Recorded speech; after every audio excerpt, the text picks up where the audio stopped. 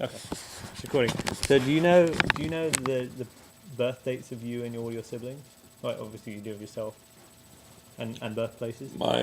Your grandfather was 9 years younger than me, Okay. so his birthday I have no idea. Okay. Do you know were you all born in the same place? Yes, as a matter of fact, yes. Where was that? In Bow, Bow. London, yeah. Do you know which hospital? The London Hospital London Hospital. Okay. And where was your first house? in Bow. Do you remember the street? It's not there anymore, but I remember the street. The street was Trafalgar Square, but it wasn't Trafalgar Square in the centre of London. Right. It was College Terrace, 5 College Terrace. And how many years did you live there? We left there when I was 7, Okay. so I lived there 7 years. So before Harold was born, then. Yes, he was born in Golders Green, Okay. And where did you live in Golders Green? Parkway. Okay. And what were your parents doing at that time? What were they doing? Well, my mother was giving birth. My father had the optical business, a thriving optical business. But you don't hear about him. Well, they're trying to get a sense of the background of what was going It on. was a country area at that time. He wasn't brought up in the streets. Right. He had a very sheltered upbringing. Who's this? Your Harold. grandfather. Okay. Yeah.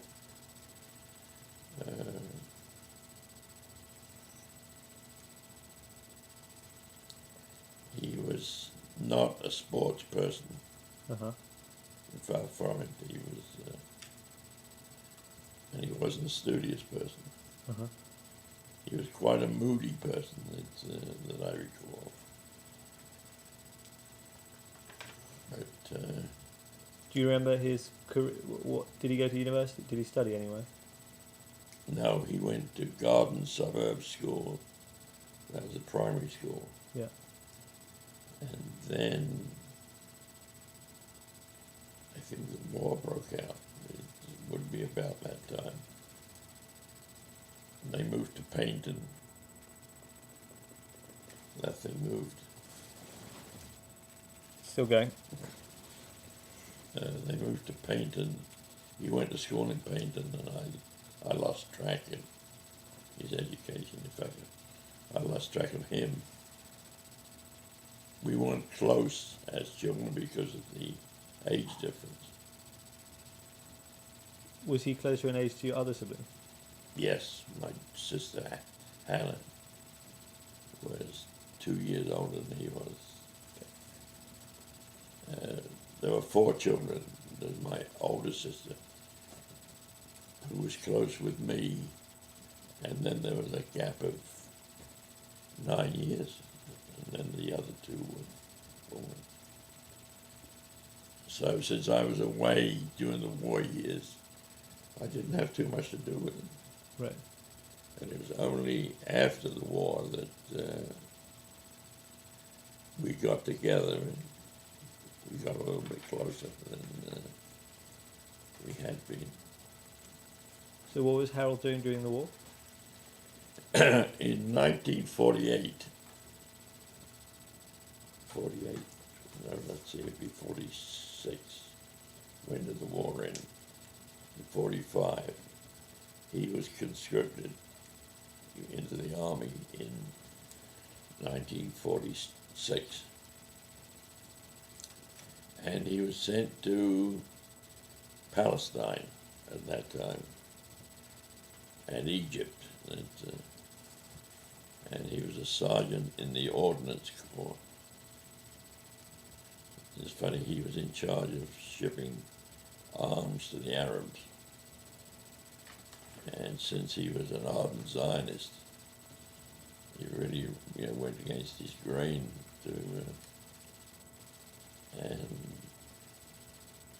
I was telling Peter and Louise, he used to go to shul on Friday nights, and he'd slip the rabbi details of the arms shipment.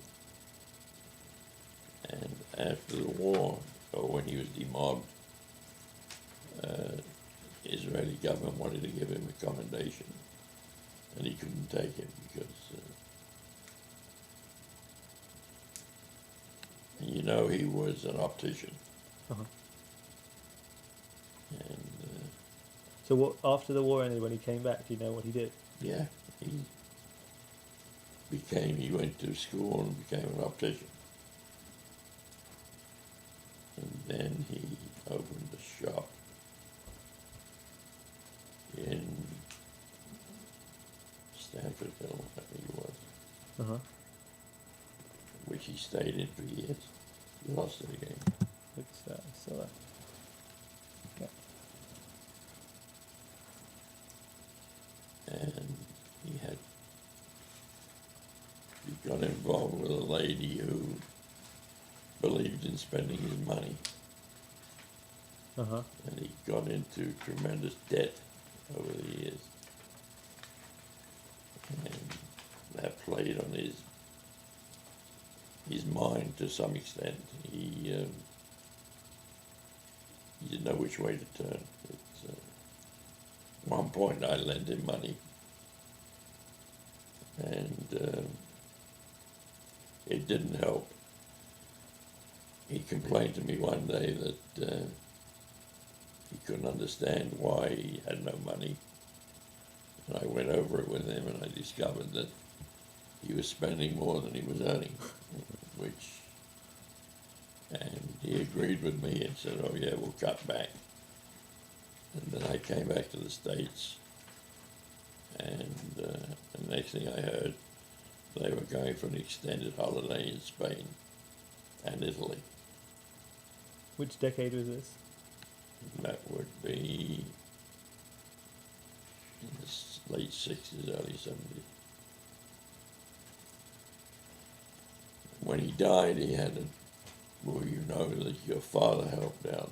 Right. Or did you know that? Yeah. Yeah. Took over his debts. And he was not a well man. He had like 23 operations. Uh-huh. And I don't know when he died of finally. I know he died because they buried him. And what else would you like to know? What was your best memory of him? Best memory, he and I laughed a lot. And we managed to... I went to London one day, and he had never been in a casino. And I took him to the Playboy Club. And he became a gambler after that. Mm-hmm. But we had dinner there, and when we came out, he said, "I don't know where the car is. I parked it here, it's not there anymore." We laughed a lot, but discovered that the police had towed it. And